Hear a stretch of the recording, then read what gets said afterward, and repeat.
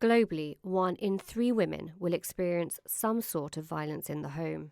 Locally, we don't have those figures, but it's clear domestic abuse is happening here in Gibraltar. What is also clear is that there's support out there for the victims. So the reason why Never Alone was started in the first place was to be that person for other people that I would have needed for myself back in the day. So with the right support, with counselling, with being able to speak your truth, with primarily being believed. I think a lot of people are afraid to say that they have been abused because they don't think anyone's going to believe them.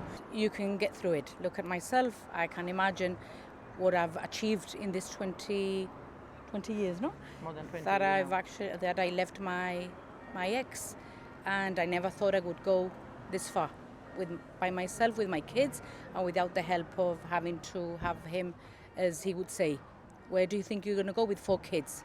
Here I am, 20 years down the line, and I've got a life of my own. You made it. Yes, I did. Yes. We are survivors. We are survivors, and we have the experience of living in the refuge as well.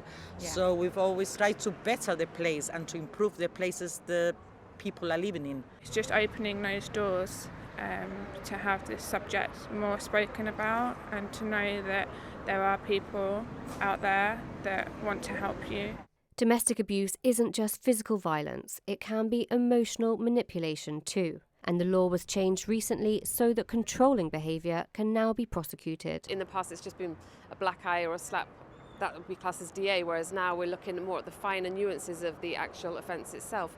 So you'll slowly get partners might say to you, oh, don't go out this week with that person, why don't you stay home with me? Or why are you wearing that, why don't you wear something a little different? Or I'll take control of your bank card for you because, I don't want you overspending, I'll control that. And the person might not realise they're being controlled, but it's the perpetrator's way of slowly gaining control over that person. Little nuances like that, little things that they do, and before you know it, the victim is controlled to the point that they don't realise they're being controlled.